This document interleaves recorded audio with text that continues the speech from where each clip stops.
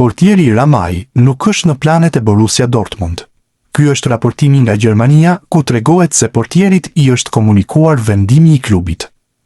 Ramaj u transferuar për 5 milion euro në shkurtin e vitit 2025. Kontrata e cila zgjat deri në vitin 2029 është një problem. Pas huazimeve të Copenhagen dhe Heidenheim, mbetet për të parë cila do të jetë aventura e radhës. 24 vjeçari po largohet nga Dortmundi akoma pa debutuar, ndërsa një vit më parë shprehej se nuk pranon stolin. Interesante do të ishte nëse do të shfaqet sërish si opsion për Shqipërinë. Zgjedhja e tij e parë është Gjermania, ndërsa më parë zbulonte se kontaktohej nga kuqezimt. Një prej emrave më të nxehtë në merkaton e verës pritej të ishte padyshim Steven Shpendi. Sulmuesi i talentuar kishte shkëlqyer në edicionin e fundit me fanellën e Empolit dhe raportohej se disa klube ishin vënë në ndjekje të tij edhe nga Serie A. Por në mënyrë të papritur, është mësuar se ai është pranë firmës me një tjetër skuadër të Serisë B. Sipas Sky Sport, Shpendi po bëhet gati të transferohet në radhët e Padovas, e cila është gati të blej kartonin e tij nga Empoli. Arsyeja mësohet se është raporti që ai ka me trajnerin Antonio Calabro, i cili e ndihmoi të rikthehej në formë në sezonin kur ishte huazim te Karareze. Calabro do të marrë drejtimin e Padovës dhe Shpendi ka qenë një nga kërkesat e tij, që klubi po bëhet gati të plotësojë. Gjatë ditëve të fundit, kanë qarkulluar masivisht informacione se sulmuesi i Shqipërisë, Arber Hoxha, do të kalonte nga Dinamo Zagreb te Widzew Łódź. Megjithatë, qasja e gazetarit polak Tomasz Wlodarczyk i ndryshon të gjithë skenaret. Wlodarczyk shprehet i bindur se transferimi i shqiptarit te Widzew Łódź nuk do të ndodhë, pavarësisht aludimeve.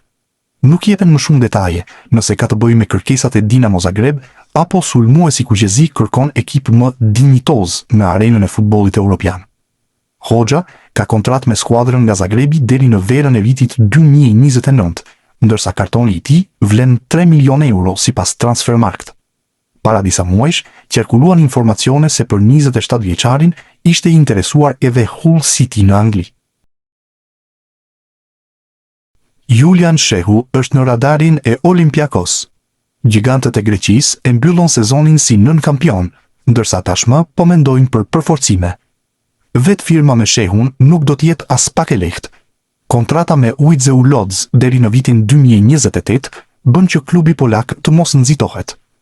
27 vjeçari ndërkohë u bë risi te kombëtarja në vitin 2025. Madje u kthye edhe në titullar për ekipin e Silvinios gjatë kualifikueses të botrorit, ku u arrit faza play-off. Për plot 4 vite u kthye në titullar i rëndësishëm i Widzew Łódź. Vetëm në sezonin e dytë në Poloni u penalizua nga një dëmtim i rënd, teksa prej kohësh ndodhet në formën më të mirë. Shehu tashmë regjistron plot 103 ndeshje me ekipin e elitës polake. Gjatë kësaj kohe janë shënuar edhe 9 gola, si edhe asistuar 8 të tjerë. Jelber Ramadani do të vazhdojë të jetë pjesë e Lecces, siç edhe ishte paralajmëruar deri tani. Mesfushori i kombëtares e firmosi kontratën e re edhe për një sezon. Ramadani pati një sezon të jashtëzakonshëm. 30 vjeçari ishte lojtari me më tepër distancë të përshkuar te Lecce, ndërsa klubi arriti mbijetesën. Ramadani u afrua te Lecce thuajse 3 vite më parë. Aktualisht është në kuotën e 104 ndeshjeve me klubin italian, por të gjitha gjasat janë që të bëhet ekipi ku regjistron më tepër paraqitje. Aktualisht është vejle me 123 ndeshje. Ramadani është titullar në mesfushën e Lecces. Vetëm sezoni 2024-2025 ishte disi i vështirë për të, për shkak se humbi për një moment vendin e titularit. Trajneri shqiptar, Besnik Hasi, do të nisë një aventurë të re në Superligën e Turqisë, teksa i është besuar timoni i Ahmet SK, që këtë edicion sigurojnë ngjitjen në elitë. Hasi së fundmi ishte te Anderlecht, por u shkarkua për shkak të rezultateve negative. Te skuadra e re, Hasi do të gjejë ish sulmuesin e Tiranës Florent Hasani. Prezantimi i shqiptarit u bë ditën e sotme, ndërkohë që do të kërkojë të ndërtojë një ekip dinjitoz për të rivalizuar në elitën e futbollit turk. Klaus Gjasula ka njoftuar se do të largohet nga Rot-Weiss Essen, por mesfushori i kombëtares shqiptare do të mbetet në Bundesliga 3. Gazetari gjerman Martin Herms ka zbuluar edhe klubin e ri të 36 vjeçarit. Ish mesfushori i kombëtares shqiptare do të bashkohet me TSG Hoffenheim 2 në një kontratë 2 vjeçare. Kushtet ekonomike dhe të qenurit shumë pranë familjes kanë bërë që Gjasula të firmos me Bardhe Blut. Kujtojmë se gjatë gjithë karrierës së tij, 36 vjeçari ka luajtur vetëm në Gjermani. Klaus Gjasula është aktivizuar me ekipe si Offenburg, Freiburger, Bahlinger, Mannheim, Duisburg, Hallescher, Paderborn, Hamburg dhe Darmstadt. Talenti i Shqipërisë U17, Afrin Gashi, ka bërë hapin e rëndësishëm në karrierë, duke kaluar nga U17 te U19 te Bayern Munich. Ky avancim dhe besimi që jep klubi bavarez talentit shqiptar është sinjal pozitiv për të ardhmen. Në grupmoshën U19 te ky klub ka kaluar edhe talenti shqiptar i Kosovës, Erblin Osmanaj. Më 11 shkurt të vitit 2025, Gashi kreu debutimin te Shqipëria, konkretisht te U16 kundër Hungarisë. Interesante do të jetë evoluimi i qendërmbrojtësit, nëse do të fitojë terren te ekipi kryesor i Bayern, aty ku konkurenca është në pjedestal, apo do vijojë diku tjetër. Aventura e Giacomo Vrionit në Itali ka mbaruar shumë shpejt se sa mendohej. Sulmuesi kombëtarës shqiptare i ka dhënë lajm të mirën Çesenës dhe është zyrtarizuar sot si futbollisti më i ri i Wolfsberger në kampionatin austriak. Brioni u largua në vitin 2022 drejt Qëmbas, ku luajti me New England dhe Montreal në Major League Soccer, një aventurë që e bëri milioner pasi përfitoi më shumë se $6 milion në 4 vite, por që e la në hije sa i përket futbollit të rëndësishëm dhe i largoi edhe nga radhët e kombëtares. Tani Brioni është kthyer në Austri, ku ka firmosur për 2 vite në një kampionat që njeh mirë, pasi në vitin 2022 ai u largua nga atje si koordinuesi më i mirë i tij, duke ndarë vendin e parë me Karim Adeyemi. Wolfsberger njofton firmën me sulmuesin 27 vjeçar Giacomo Vrioni. Futbollisti lindur në Itali bashkohet klubit me skuadrës së Rizbo Cesena, futbollisti i cili më parë ka luajtur me moshat e Italisë dhe më pas me kombëtaren shqiptare, kaloi shenjën e tij në Bundesligën austriake. Në sezonin 2021-2022 futbollisti i huazuar aso kohë nga Juventusi luajti në ndrikimin e Thomas Silberberger tek Tirol dhe me 19 gola ndau titullin e golçënuesit më të mirë me Karim Adeyemi. Pas 2 etapave në Major League Soccer me New England, 22 gola në 78 ndeshje, dhe Montreal, 4 gola në 10 ndeshje, ai u kthye në Itali 6 muaj më parë për të bashkuar me Cesenën. Tani ai kthehet në Bundesligën austriake ku lojtari 188 cm i gjatë ka firmosur një kontratë 2 vjeçare me Ulqerit, shkruhej në njoftimin e klubit austriak. Sezoni që sapo u mbyll ishte më i miri në karrierën e Silvio Mercait. Sulmuesi i Sud Tirol shënoi 9 gola e dha 1 asist në këtë edicion në Serie B italiane, duke ndihmuar ekipin që të siguronte mbijetesën. Ai ka edhe një vit kontratë me klubin e tij, por sipas Corriere dell'Alto Adige, klubi po mendon që të shfrytëzojë Mercain për të rregulluar bilancet dhe për të siguruar të ardhura për ndërhyrje në merkato. Ndaj parashikohet që ai të shitet në merkaton e verës.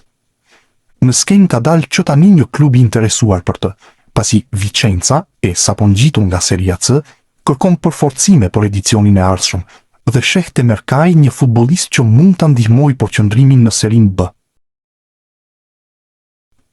Një nga emrat më të spikatur të këtij sezoni mes futbollistëve shqiptar ka qenë padyshim Ylber Ramadani. Mesfushori i kombëtares u kthye në një lider të mrifillt në radhët e Leçës, duke ndihmuar ekipin që të siguronte përsëri mbijetesën në elitë. Kjo bëri që Lecce të mos hezitonte që të rinovonte kontratën e mesfushorit kuqezi, duke aktivizuar klauzolën e zgjatjes së saj për një tjetër sezon. Por vazhdimësia e tij në klub tashmë është në dyshim. Tuttosport bën të ditur se një klub me mjaft emër si Torino ka kthyer syt në Ramadani dhe po projekton një transferim të mundshëm të tij gjatë verës. Megjithatë, pengesë mund të bëhet edhe oferta që ka marrë ai nga Bundesliga gjermane dhe që mund të bëhet tunduese nëse Ramadani vendos të mbrojë kampionat.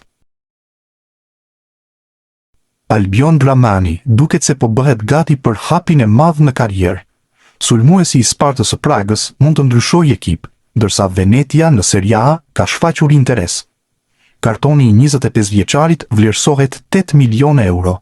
Vetë Sparta ndërkohë pagoi 5 milion euro për ta transferuar nga Rapidi 2 vite më parë. Ramani vendosi rekord transferimi te Ballkani, kur trajner ishte Ilir Daja. Nga largimi i tij në vitin 2023 janë përfituar 1.35 milion euro. 25 vjeçari rezulton të jetë një nga talentet më me emër që Superliga e Kosovës prodhoi në vitet e fundit. Tashmë duket se është gati për eksperiencën e radhës. E ardhmja e Mirlind Dakut vazhdon të jetë një nga temat më të diskutuara në futbollin rus. Sulmuesi i kombëtares shqiptare, i cili spikati si një nga lojtarët më të rëndësishëm të Rubin Kazan gjatë sezonit të fundit, raportohet se ka zgjuar interesimin e Lokomotiv Moskës. Sipas mediave ruse, drejtuesit e klubit nga kryeqyteti e konsiderojnë Dakun si një nga alternativat kryesore për të përforcuar repartin ofensiv gjatë merkatos së verës. Lokomotivi po përgatitet për ndryshime në skuadër dhe emri i sulmuesit Kuqezi shihet si një zëvendësim ideal në rast të largimit të Dmitri Vorobjov. Megjithatë, një transferim i mundshëm mbetet i lidhur me zhvillimet që pritet të mbodhin në merkato. Burime pranë lojtarit bëjnë me dije për Panorama Sport se deri në këtë moment nuk ka asnjë ofertë konkrete në drejtim të Rubin Kazan apo vetë Dakut, pavarësisht interesimit që po qarkullon në mediat ruse. Në të njëjtën linjë është shprehur edhe babai i futbollistit Fehmi Daku, i cili ka mohuar ekzistencën e ndonjë oferte zyrtare. Ai ka theksuar se sulmuesi ndihet i vlerësuar dhe shumë i kënaqur te Rubin Kazan, klub ku ka arritur të shfaq potencialin e tij maksimal. Por momentin, gjithçka mbetet në nivel interesimi, ndërsa Daku vijon të jetë i fokusuar te Rubin. Gjithsesi, performancat e tij të fundit kanë bërë që emri i tij të monitorohet nga disa klube të rëndësishme të kampionatit rus, çka lë të hapur mundësinë që situata të marrë zhvillime të reja në javët e ardhshme.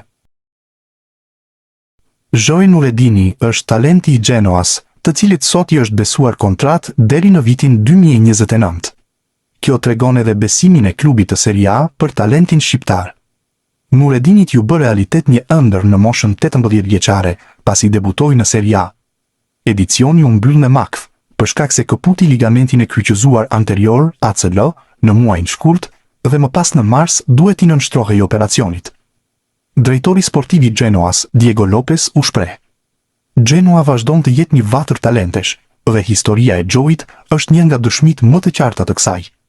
Tani përgjegjësia jon është të ndihmojmë në rritjen e lojtarëve premtues si ai dhe ta shoqërojmë në mënyrën më të mirë drejt pjekurisë së plot, edhe në momente të vështira si ky që po kalon.